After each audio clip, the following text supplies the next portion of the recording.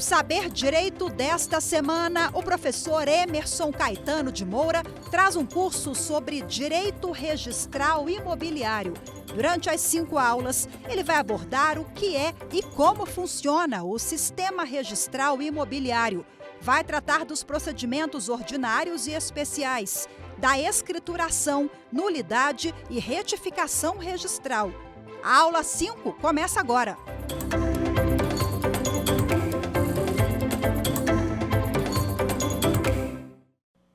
Estamos de volta aqui, professor Emerson Caetano. Se você ainda não me segue lá nas redes sociais, lá no Instagram, @professor.emersoncaetano, tudo junto. A gente chega aqui para a nossa última aula. Nessa 5ª aula, a gente vai chegar no tema das invalidades e retificações do registro imobiliário.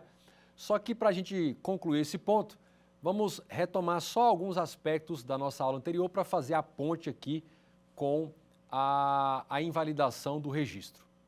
Pois bem, lá na aula anterior, a gente abordou o princípio, como finalmente lá, a gente abordou o princípio da continuidade registral, mas existe um outro princípio que merece ser destacado e observado por você quando se estuda o direito registral imobiliário. É o princípio da especialidade.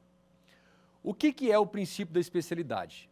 É assim, olha, lá na matrícula do imóvel, chamado também de fólio real, e lembrando, a matrícula é sempre constante do livro 2, o registro geral. Não existe matrícula no livro 3, no livro 1 e nenhum outro livro. No registro imobiliário, a matrícula é um cadastro para cada um dos imóveis inscritos naquele registro imobiliário. E aí, nesta matrícula, deve-se observar o princípio da especialidade. A especialidade é a identificação de forma precisa e fidedigna de 2 elementos. De um lado, existe a chamada especialidade subjetiva. Eu preciso lançar na matrícula a qualificação completa, precisa e detalhada do sujeito ou sujeitos que titularizam direitos reais naquele imóvel. Lembrando que eu posso ter um imóvel com mais de um titular de direitos reais diversos. Eu posso ter, por exemplo, um sujeito A sendo titular da nua propriedade, o sujeito B sendo titular do direito de superfície. E eu posso ter um sujeito C sendo titular do direito real de hipoteca sobre a nua propriedade ou sobre a superfície. Mas o fato é que o princípio da especialidade subjetiva nos impõe o dever de lançar a qualificação detalhada, precisa e fidedigna que caracterize de forma indiscriminada ou sem possibilidade de homônimos ou comparação, o titular de cada direito real constante da matrícula. Então, veja bem, quando se vai fazer o lançamento de um registro ou a própria abertura da matrícula ou a lavratura de um ato de averbação, deve-se observar as exigências no tocante à qualificação do sujeito que estão no artigo 176, parágrafo 1º e seguintes da Lei 6.015 de 73. Então vejam, o nome completo, o estado civil, a profissão, o registro de identificação civil ou documento de identificação, o CPF, domicílio e até mesmo outros elementos de individualização. Como, por exemplo, se aquela pessoa tem um irmão gêmeo, você pode lançar como informação que aquela pessoa é o primeiro gemelar, o primeiro gêmeo ou o segundo gemelar. Então, nós estamos diante do princípio da especialização subjetiva. Você quer ver um problema que pode ocorrer quando se comete algum tipo de deslize na especialidade subjetiva? Suponhamos que o titular da propriedade seja João Silva Santos Júnior. João Silva Santos Júnior. Esse é o titular. Ou era para ser o titular. Acontece que, lá na escritura pública de aquisição do imóvel, constava como adquirente João da Silva Santos Júnior. E na hora de fazer a transposição, do título para a matrícula, colocou-se apenas João da Silva Santos Neto. Por alguma razão, algum equívoco, algum descuido, em vez de lançar o Júnior, ou filho, lançou o Neto. O que vai acontecer? Você está dando poderes a uma outra pessoa, ou pelo menos uma confusão, para alienar ou cometer algum tipo de fraude em relação a esse imóvel. Você acabou de criar uma confusão. Por quê? Porque o nome que consta do registro não vai bater com os outros elementos, como o RG, o CPF, porque um era o Júnior e o outro é o Neto. Eles vão ter elementos de qualificação pessoal, ou seja, de especialização subjetiva, distintos. Agora, além da especialidade subjetiva, é preciso também fazer a especialidade, observar a especialidade, o princípio da especialidade objetiva, que é a precisa, detalhada, técnica e fidedigna individualização do imóvel. Por isso que, se tratando de imóvel rural, a gente tem a necessidade de georreferenciamento para identificar com precisão os pontos de localização geográfica do perímetro da área, o tamanho da área em hectares ou alqueires. Além disso, eu preciso identificar, mediante memorial descritivo, as coordenadas georreferenciadas deste imóvel.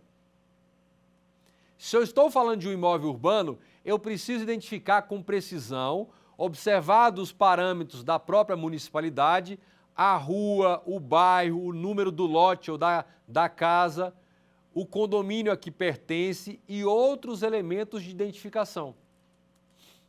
Por quê? Porque se houver algum tipo de falha, equívoco ou omissão na especialidade objetiva e subjetiva, especialmente na objetiva, você pode estar prejudicando a questão da unitariedade da matrícula. Para cada matrícula, um único imóvel, identificado de forma precisa, detalhada e fidedigna, tecnicamente aferível, por memorial descritivo, dados técnicos georreferenciados. E para cada imóvel uma matrícula, para cada matrícula um único imóvel. Prosseguindo nessa lógica, a gente tem a ideia de você deslocar um determinado imóvel para outra circunscrição territorial ou para outra serventia. Como que é isso?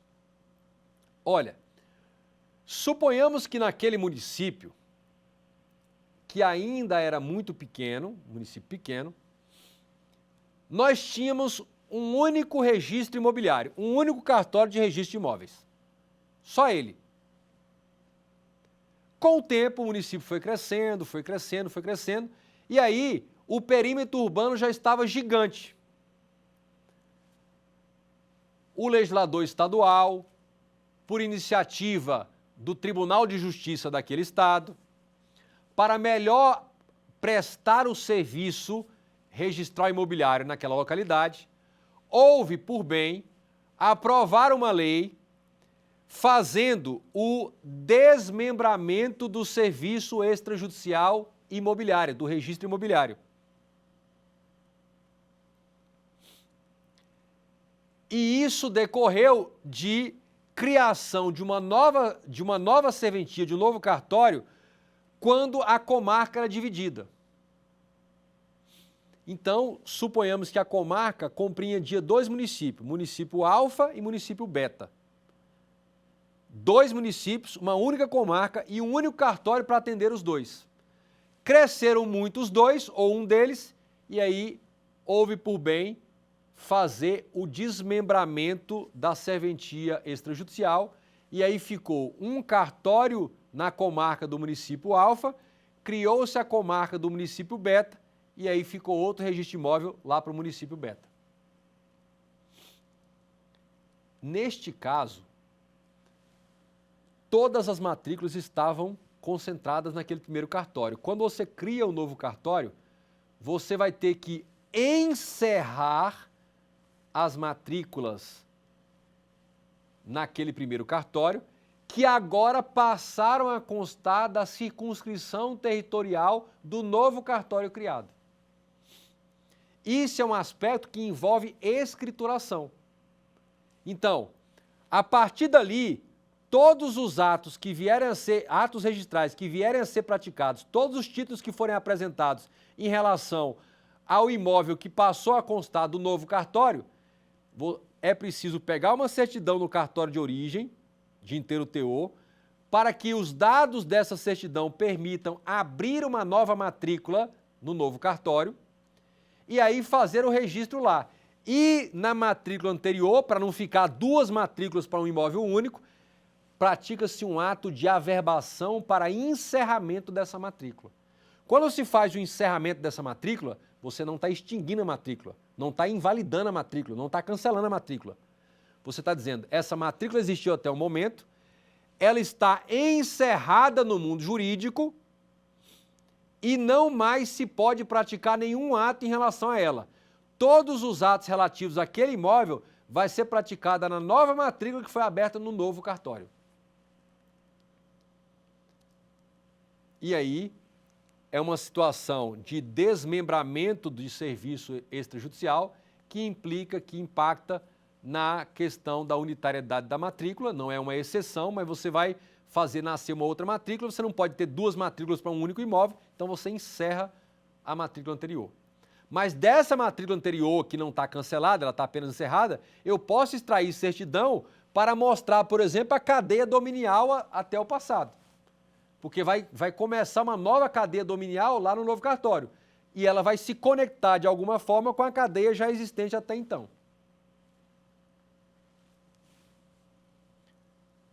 E na situação em que se cria uma nova serventia da mesma espécie, ou seja, você cria mais uma serventia registral imobiliária na mesma comarca. Então, suponhamos que a comarca correspondia a um único município. Comarca do município X. Só que o município cresceu tanto, que resolveram fazer o seguinte: aquele que era o cartório de registro de imóveis único, criou-se mais um. Dividiu o município no meio, os imóveis que estão para o lado leste, cartório do primeiro registro de imóveis, o já existente, cartório para oeste da divisão do município, vai ser do novo cartório, cartório do segundo registro de imóveis. Neste caso, vai acontecer a mesma coisa.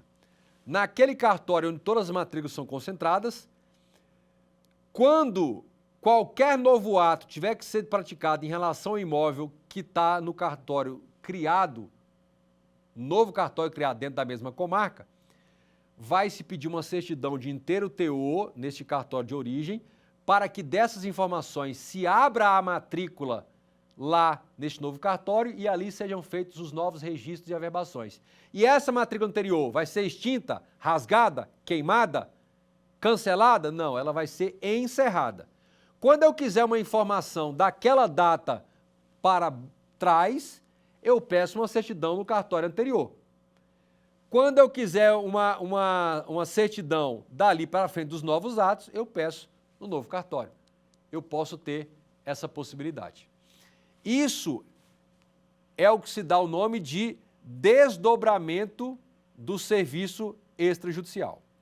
Então, quando se divide a comarca e por dividir a comarca vai ter que nascer um novo cartório de registro de imóveis na comarca nova, nós temos um desmembramento do serviço extrajudicial.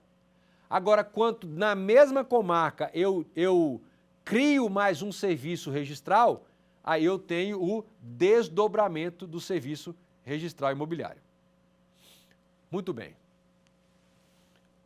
Um outro ponto que a gente precisa tratar relativo à escrituração, às matrículas e à unitariedade da matrícula é o seguinte. Anteriormente à vigência da Lei 6.015, de 73, a lei é do ano de 73, ela entrou em vigor em 76. Antes da vigência do atual regime, do atual sistema registral imobiliário, vigia no Brasil o sistema das transcrições no registro imobiliário. O que acontecia? Nós não tínhamos essa qualificação registral aprofundada que temos hoje. O que nós tínhamos era o registro da integralidade do título, aí vinha o próximo título, registrava a integralidade e fazia uma remissão no anterior e sucessivamente. Era uma sequência de registro de títulos referentes a imóveis que estavam ali constando daquele registro imobiliário. Muito bem. Quando a Lei 6.015 entrou em vigor, ela expressamente disse o seguinte, que não era obrigatório, no momento da vigência da 6.015, já sair transformando todas as transcrições em matrículas. Em outras palavras, não era obrigatório imediatamente abrir matrícula para todos os imóveis que constavam daquele cartório.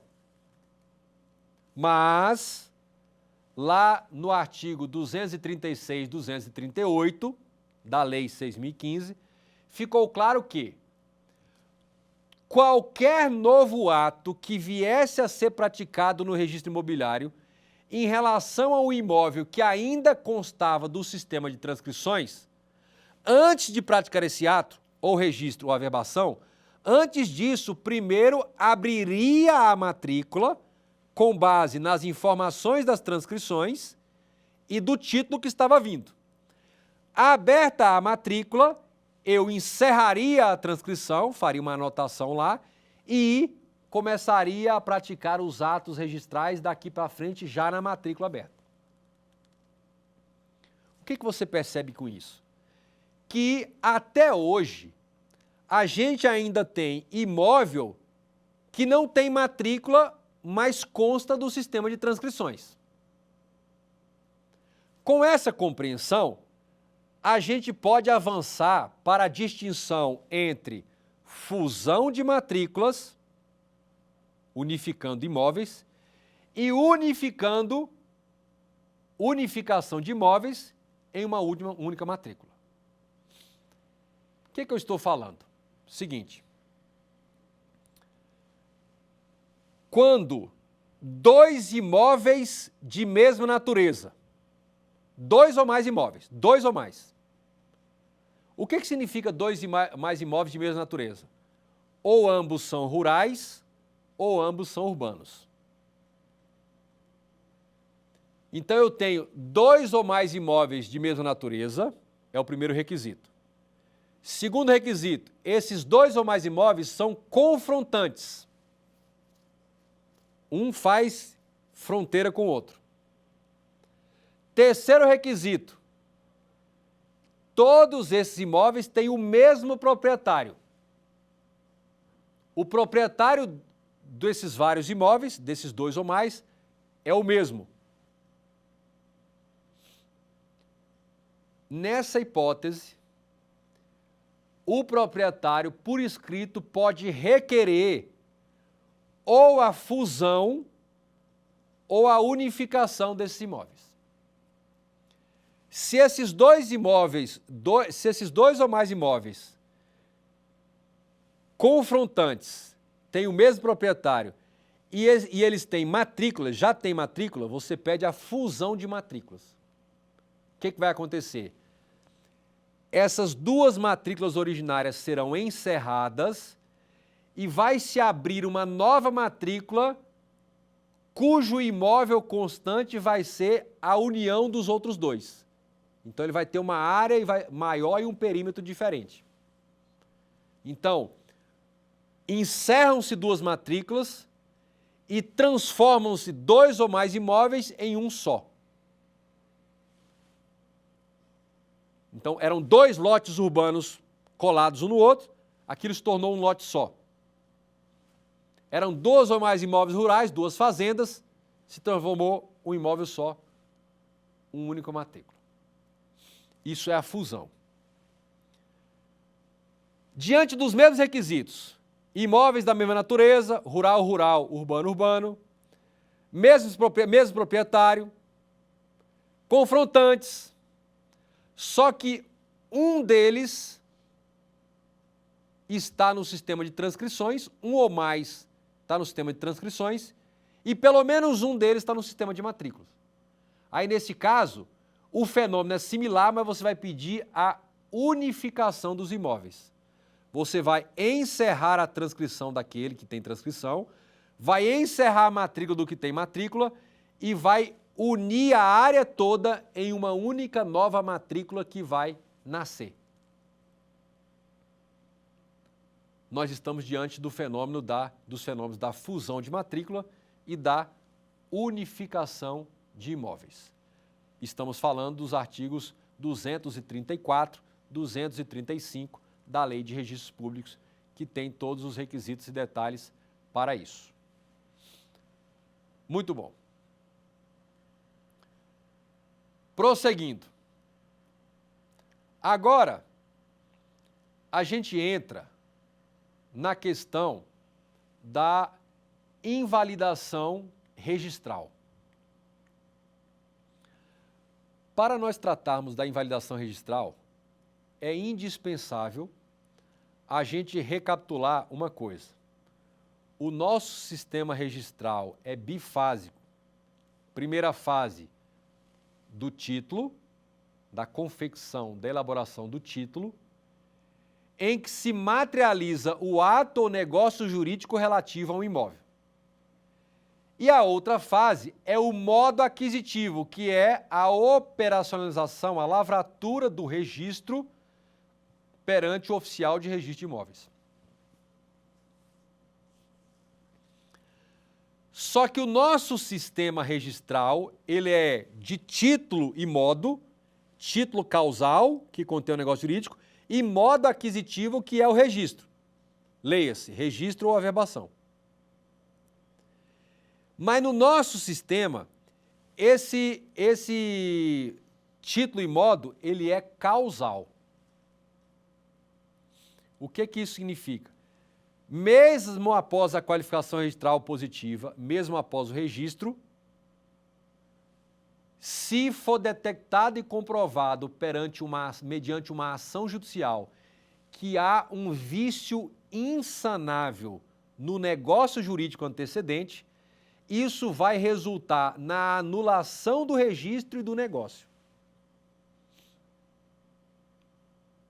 Recolocando as coisas onde deveriam estar se o negócio inválido não tivesse sido produzido, se o registro não tivesse sido lavrado. Tudo bem? Beleza. Então, o nosso sistema registral bifásico, ele é causal, diferente do alemão. O nosso se inspirou no alemão, só que o alemão, ele é o sistema registral bifásico abstrato. Ou seja, no direito alemão, quando o oficial de registro faz a qualificação registral positiva e registra, esse registro tem o efeito saneador de qualquer vício do negócio antecedente. Significa que, após registrado, mesmo no Poder Judiciário, se você comprovar um vício insanável no negócio antecedente ou no ato jurídico antecedente, isso não vai abalar o registro. não vai acarretar a invalidação do registro. Você só pode invalidar o registro no sistema alemão por vício do próprio registro e não do negócio que lhe deu causa. Feito isso, a gente começa a analisar o nosso modelo de invalidação registral conforme previsto na Lei 6.015. E para isso, eu quero que você tome nota e destaque 2 artigos fundamentais da lei. Anota aí, artigo 214 e artigo 216 da Lei 6.015 de 73. Bom, o artigo 214, ele trata de uma hipótese peculiar de nulidade. O que o artigo 14 está tratando? A pergunta é, o artigo 14 está tratando de nulidade do próprio título em si, dos aspectos formais do título, ou o artigo 14 está tratando de nulidade do negócio ou ato jurídico contido no título? Beleza. Vejam, isso que estamos tratando são as chamadas nulidades absolutas. Leia-se, a constatação de vício insanável, incorrigível, ou no título em si, na sua forma e requisitos legais formais, ou no ato ou negócio jurídico constante do título.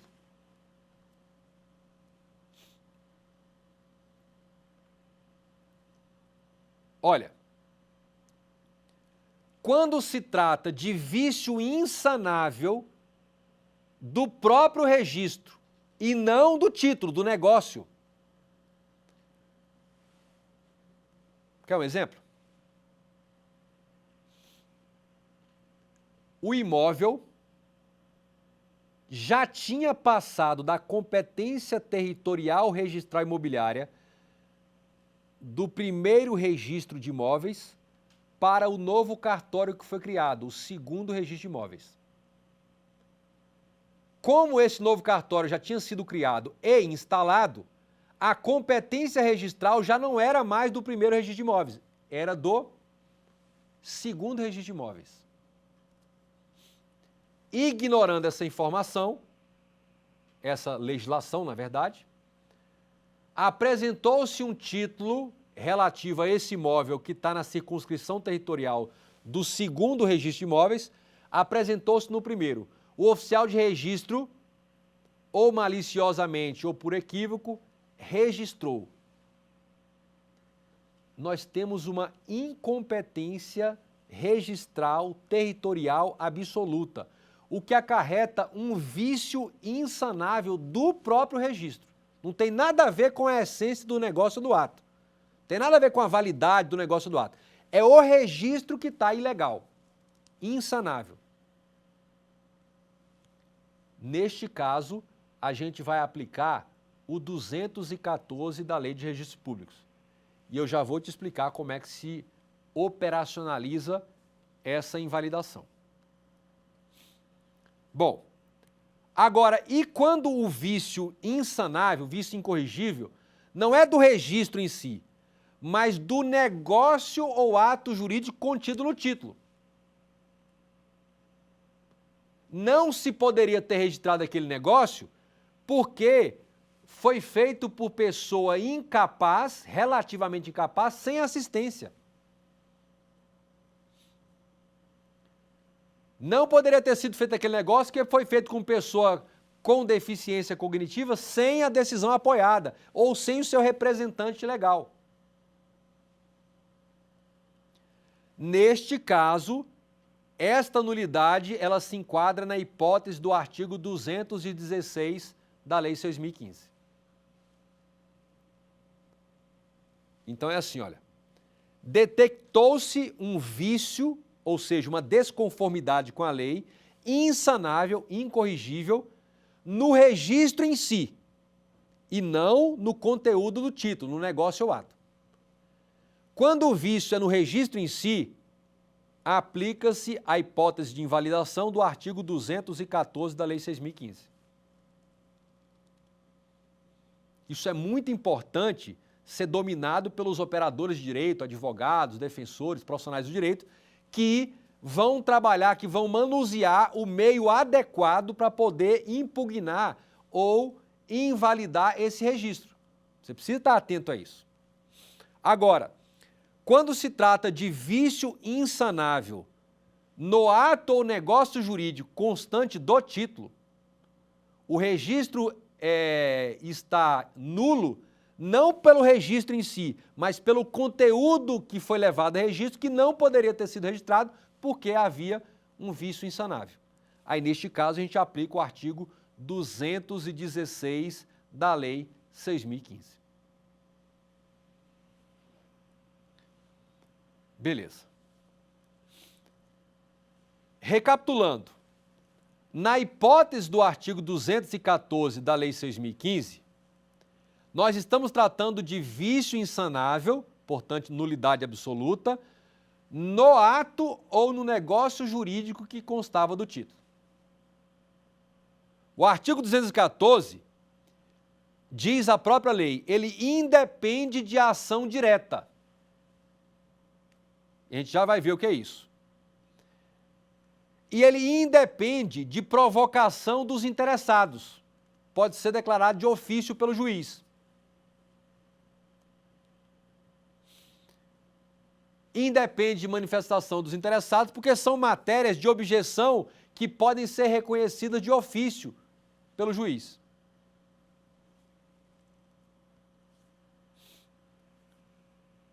Beleza.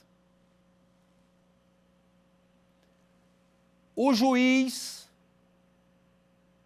que vai atuar para declarar a nulidade, o juiz que vai atuar para declarar a nulidade do registro, na hipótese do artigo 214, ou seja, um vício insanável extrínseco ou formal do registro,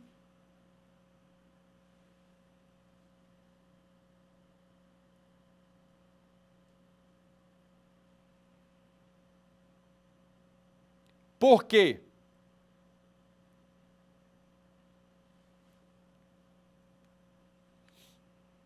Neste caso, a gente tem a seguinte hipótese.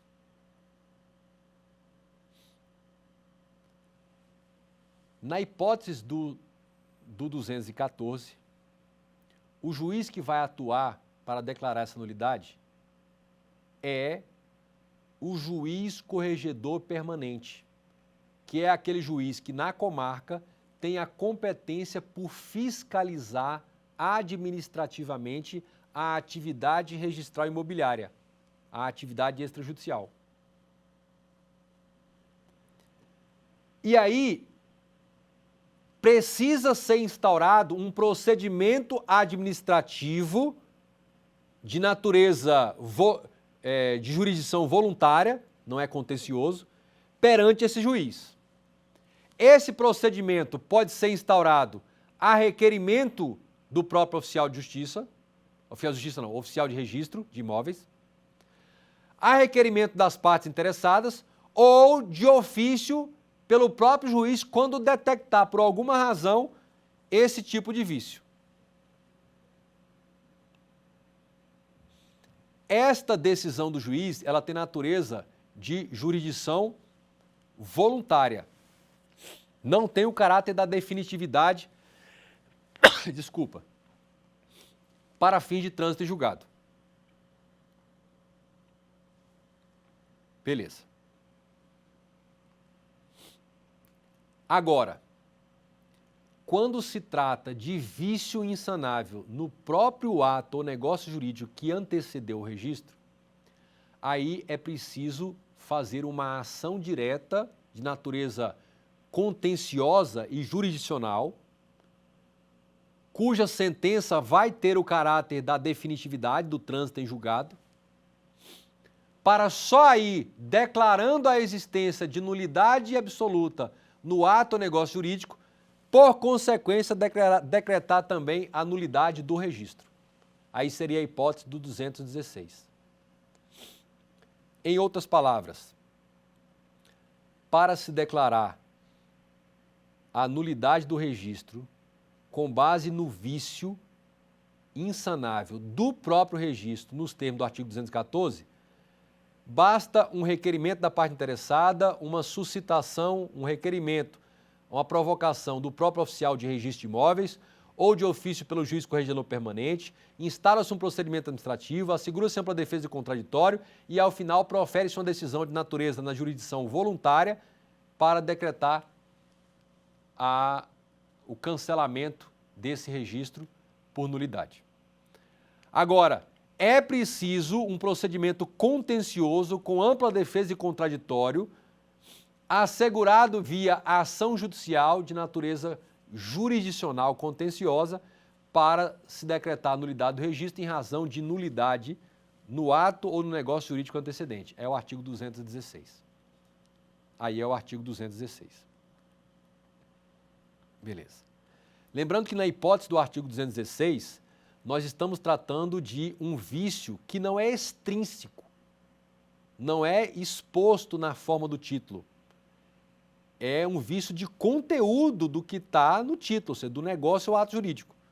Então, não é um vício extrínseco detectável. E na hipótese do artigo 16, depende do ajuizamento de ação judicial que vai provocar a jurisdição contenciosa. Beleza. Então, nós acabamos de abordar a nulidade absoluta, e essa nulidade absoluta, ela pode estar contida no registro em si, porque o título continha vícios extrínsecos ou formais que não permitia a registrabilidade, mas mesmo assim foi registrado. Eram vícios visíveis, detectáveis, mas que não foram detectados por alguma razão e registraram o título em que o título em si não poderia ser registrado. Essa seria a hipótese do 214. A outra é, o título estava ok, mas o negócio ou ato jurídico contido no título tinha algum vício insanável.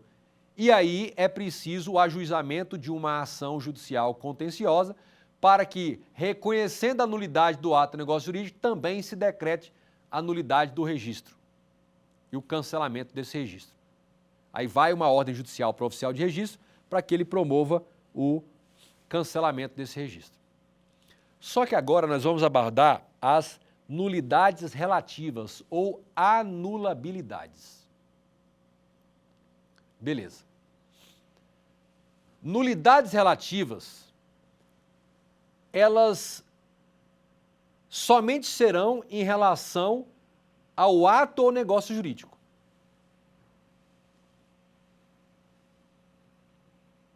Quando se fala nulidades relativas do título, nós estamos falando de anulabilidades no ato ou negócio jurídico. Lembrando que as anulabilidades não podem ser declaradas de ofício pelo juiz, porque elas podem ser confirmadas ou convalidadas.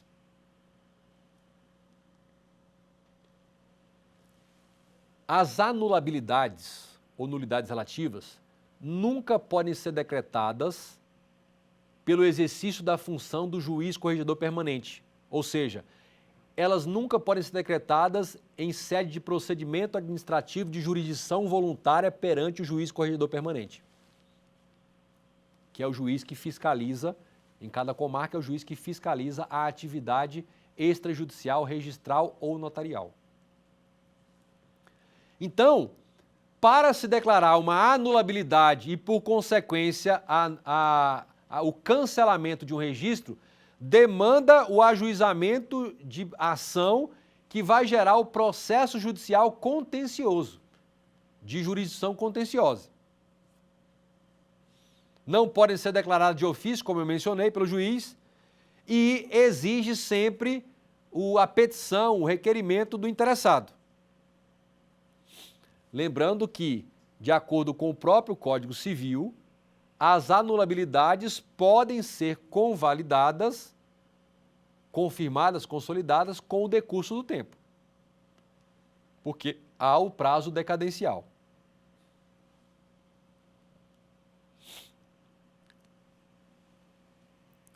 Quando se trata de situação registral e não do negócio, situação registral ensejadora de anulabilidade, vou dar um exemplo. O que seria uma situação registral ensejadora de anulabilidade? Suponhamos que lá no título que veio para o cartório constava Maria José Silva. Na hora de transpor esse nome para o registro, colocou-se Maria Silva José. Houve um erro na transposição dos elementos do título para o registro.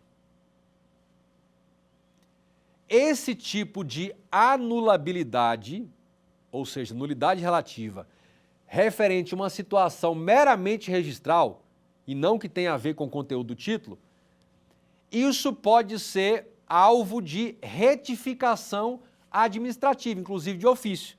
E aí eu recomendo que você leia o artigo 213 da Lei de Registro, que trata da retificação administrativa. Existem dois tipos de retificação administrativa. A retificação administrativa unilateral, que pode ser de ofício pelo próprio oficial de justiça, oficial de registro, aliás, ou por requerimento do interessado. E tem a chamada retificação administrativa bilateral, por quê? Porque além do requerente interessado, requer a manifestação de terceiros para concordar ou discordar com essa retificação, o que será decidido em seguida. Lembrando que na anulabilidade, o ajuizamento da ação tem que ser dentro do prazo decadencial. Se deixar transcorrer o prazo decadencial, convalida-se o negócio ou ato jurídico e aí não se pode falar mais em invalidação. Vou repetir um exemplo aqui de anulabilidade. Por exemplo, um contrato que foi celebrado por pessoa relativamente incapaz, sem a assistência do seu assistente legal, sem a participação do seu assistente legal. E aí, se não houver uma retificação, a lavratura de uma nova escritura pública, em que o assistente participe e corrija esse vício, você vai ter uma anulabilidade relativa. Para que se promova a correção lá no registro imobiliário ou o cancelamento, exige-se mandado judicial que vai ser averbado na matrícula, dando a ordem do que será feito. Beleza. Então, nós tratamos da lógica do sistema registral bifásico causal, em que a nulidade absoluta pode decorrer de vício no registro em si ou de vício insanável no ato ou negócio jurídico que antecedeu e deu causa ao registro. Nós fizemos a distinção entre nulidade absoluta quando é de aspecto extrínseco ou formal do registro em si, e aí se aplica o artigo 214, não depende do ajuizamento de ação judicial contenciosa, pode ser feito a requerimento do oficial de registro, a requerimento do interessado ou de ofício pelo juiz, e quem vai declarar essa nulidade absoluta é o juiz corregedor permanente num procedimento de jurisdição voluntária, com uma sentença ou decisão de natureza administrativa. Nós vimos também quando a nulidade do registro decorreu de um vício insanável no ato ou no negócio jurídico que antecedeu e deu causa ao registro.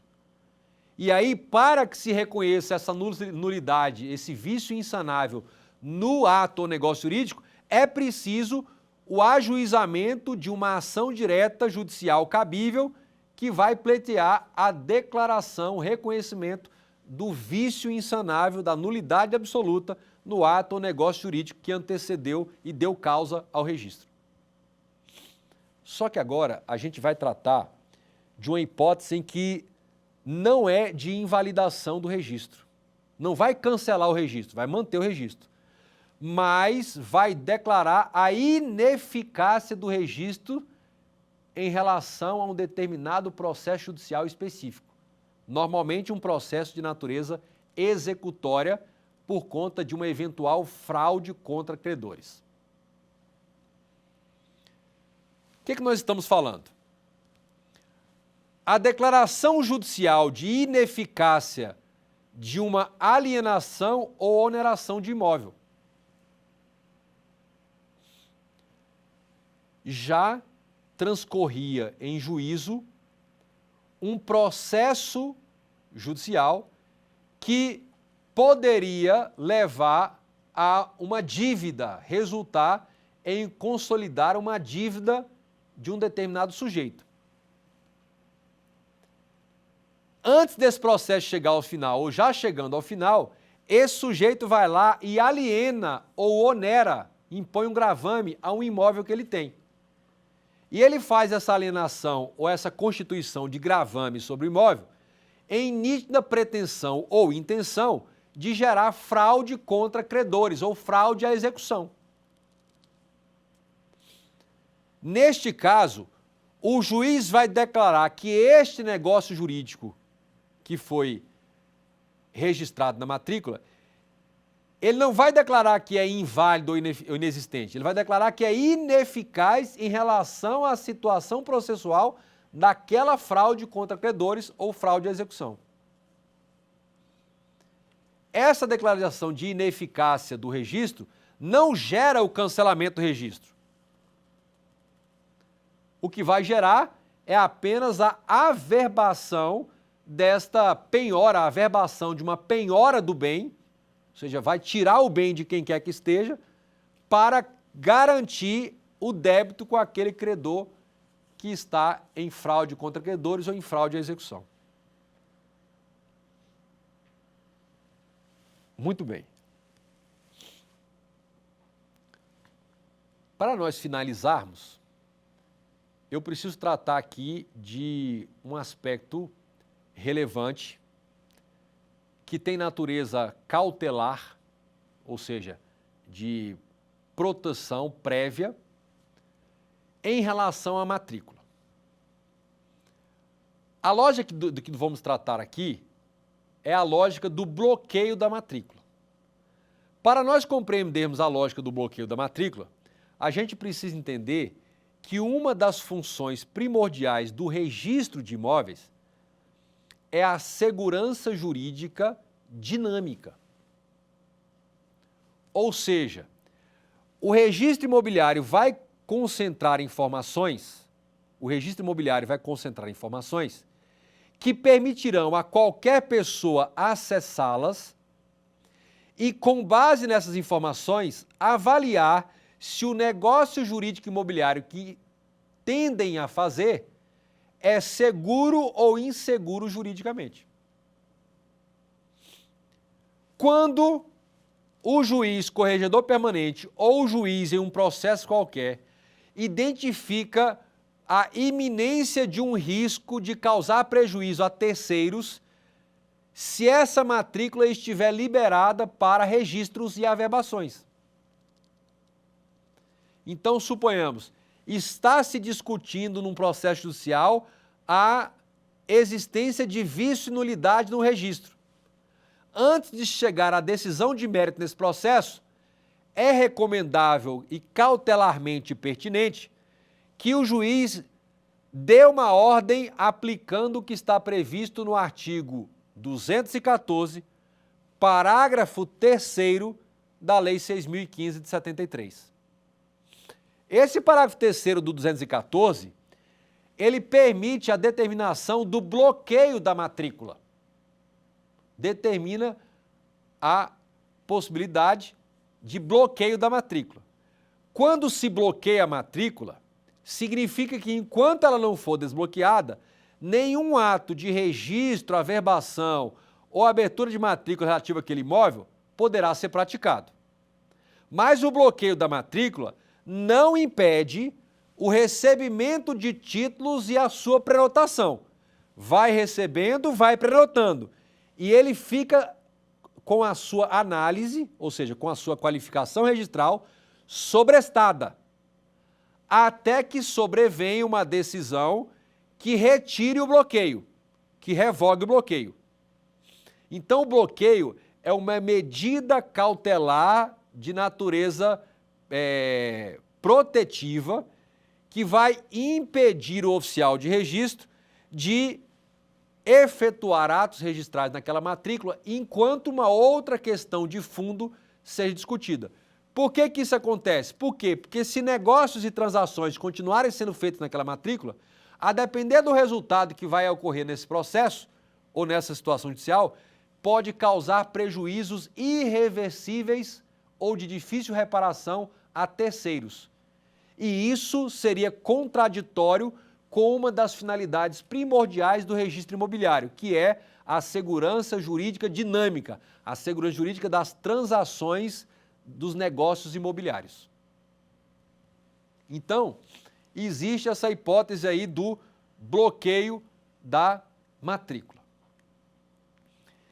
Então, aproveitando aqui os nossos minutos finais, vamos fazer aqui um apanhado geral do que nós vimos nesse nosso curso de Direito Registral Imobiliário, esse curso intensivo. Primeira coisa que eu gostaria de lembrar com você, o objetivo não era exaurir e abordar todas as problemáticas envolvendo situações registrais imobiliárias, de aquisição e constituição de direitos reais imobiliários. O meu objetivo desde o início, e eu disse a vocês, era permitir que você pudesse ter um panorama e ser despertado para vir a estudar e se aprofundar nesse ramo do direito, que é muito técnico e complexo, mas que é o mecanismo para você operacionalizar concretamente os direitos reais de propriedade que estão previstos no Código Civil, na legislação civil. E aí a gente começou tratando do que é o sistema registral, do porquê que existe um registro imobiliário. E eu disse, o nosso sistema de registro de imóveis não é um mero registro de títulos. Ele é mais profundo, mais complexo e mais garantidor. O nosso sistema, ele se espelha no sistema alemão. É o sistema que garante o reconhecimento de direitos reais e, portanto, maior segurança jurídica estática e dinâmica. E demonstrei aqui nessa aula final que se trata de um sistema de registro de título e modo causal, ou seja, mesmo após o registro, é possível uma decisão proferida pelo juiz, ou nos termos do artigo 214 ou do 215 ou 216 da Lei de Registro, você cancelar por invalidade um registro em razão de vício insanável, ou no ato ou negócio jurídico antecedente, ou no próprio registro proferido. Então, com essas considerações, eu agradeço muito mais uma vez a sua participação aqui nesse nosso curso. Se você quiser interagir comigo, fazer mais algum contato, se lembre de me procurar lá no Instagram, é @professor.emersoncaetano, lá no Instagram. E agora a gente vai para o nosso quiz. Comigo aqui na tela, mais um quiz para a gente analisar.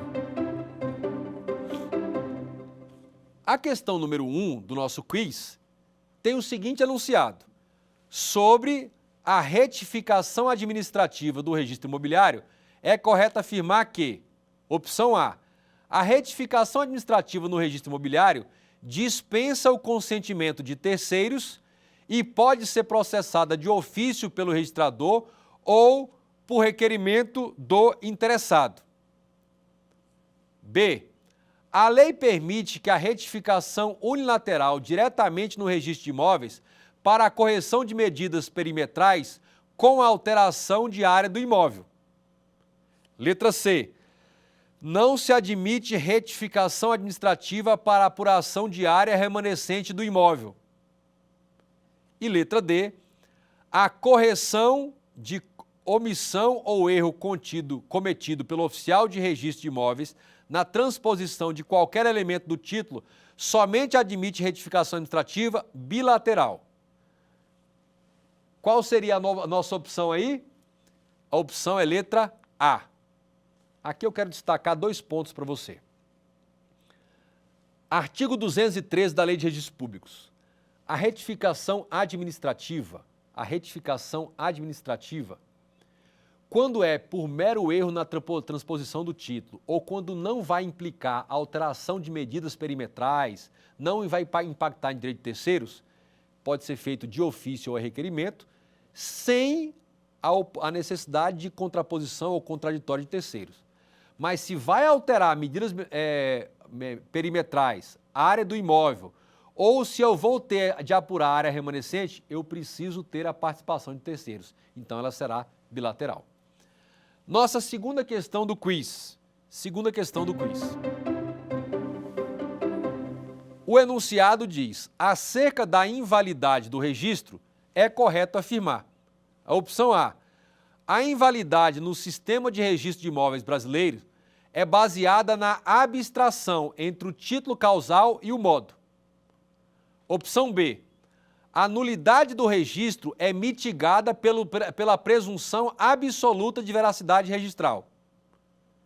Letra C. Nulidade absoluta contida no ato ou negócio jurídico materializado no título, levado a registro, pode ser reconhecida de ofício pelo juiz ou a requerimento dos interessados em demanda direta. E letra D. As hipóteses de anulabilidade do registro decorrem de nulidades relativas do título, porém não exigem processo judicial contencioso para serem declaradas. A nossa opção aí é a letra... Qual é? É a letra C. Só lembrando um detalhe importante.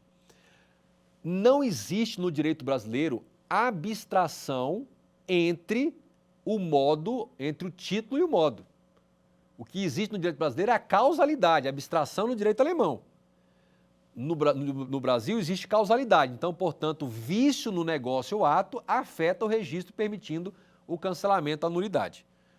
Prosseguindo, terceira questão do nosso quiz.